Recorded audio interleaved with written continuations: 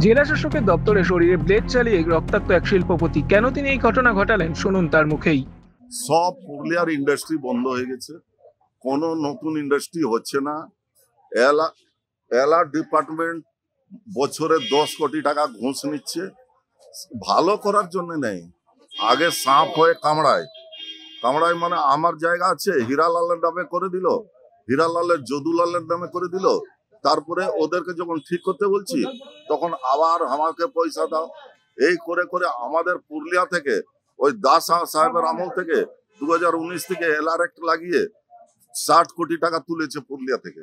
সে 60 কোটি টাকা ফেরত না দিলে আমরা 60 লোক জীবন দিব। এটা নিজেকে রক্তাক্ত করলেন, আজকে গোটা গায়ে আপনার রক্ত, আপনার বিভিন্ন জায়গায় ধারালো অস্ত্র দিয়ে আপনি যেভাবে আছে তো, এত গায়ের ভিতরে সবটাই আছে।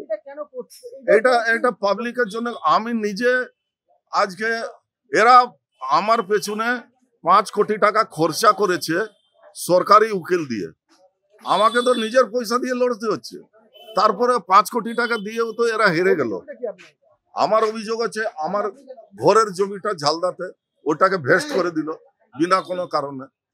আগেকার যে আমার ডাইভার্স ছিল সে অর্ডারকে সেটিসাইড করেনি, আর বলছে আমরা আইএএস অফিসার হয়ে ইন্ডিয়ান কনস্টিটিউশনটা জানেই না যে আগেকার অর্ডারটাকে সেটিসাইড করতে হয়। আমি ব্যবসায়ী, আমার ব্যবসা, আমার ফ্যাক্টরি বিকে দিয়েছি, ফ্ল্যাট বিকে দিয়েছি, ঘর ছাড়া হয়ে গেছে, সবই হারিয়েছে। আমার কাছে হারাবার জন্য কিছু নাই। আমি এদেরকে কাউকে করাপ্ট লোককে ছাড়বো না। আমি নিজে ইয়াদেরকে, আজকে আমার ব্লাড রিপোর্ট আছে, সবকিছু আছে হাইকোর্টে। আমি সিবিআই ইনকোয়ারি চাই। আমি দোষী থাকি আমাকে শাস্তি দিক। ডিএম সাহেবকে লিখেছি, অভিযোগটা মেনলি হচ্ছে ডিএম এর বিরুদ্ধে আর এডিএমএলআর হচ্ছে এডিএমএলআর গোটা অফিসটা মহা ঘুষখোর।